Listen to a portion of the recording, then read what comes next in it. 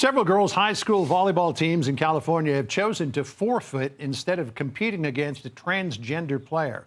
And this is not the first time A.B. Hernandez and Jurupa Valley High School have stirred up controversy. Hernandez also took 2 state girls' titles during the spring track and field season. Let's bring in Alyssa McPherson. She is a senior on the Jurupa Valley High School girls volleyball team, and her mother, Maribel Munoz. Good to see both of you today. Thanks so much for joining us. Alyssa, as we pointed out, you're a senior. You don't have a whole lot of time left to play volleyball in high school. And at last count, if I'm correct, 3 teams forfeited. So that means 3 games you didn't get a chance to play in. What does that mean for your playing career here in high school? Well, actually, it's 5 teams so far that are confirmed. And I just feel like it's so unfair that not only am I missing out on my senior season, but my other teammates, our JV team and our freshman team aren't playing either. And it's just so disheartening that they're not going to have a season. And we just want to be able to compete, play, and have fun.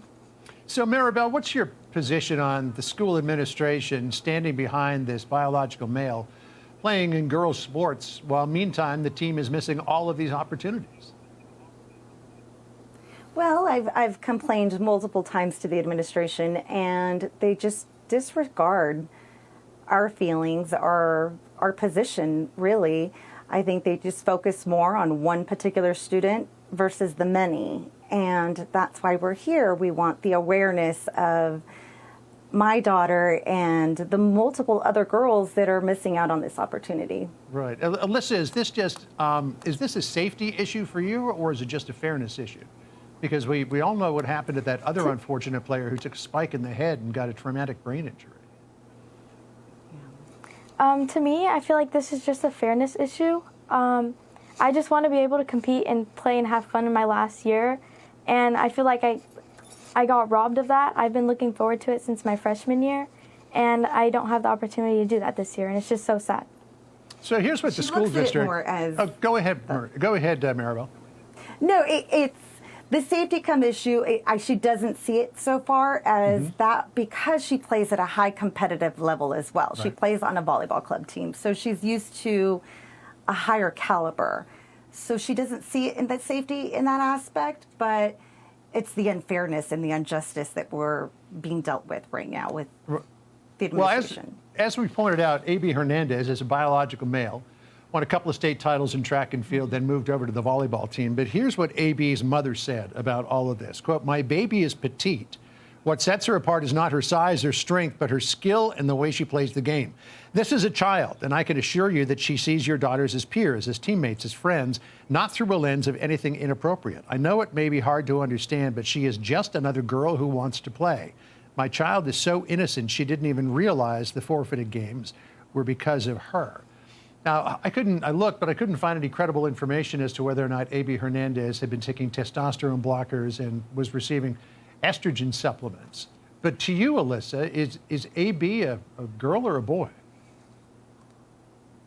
Well, I respect A.B. and what A.B.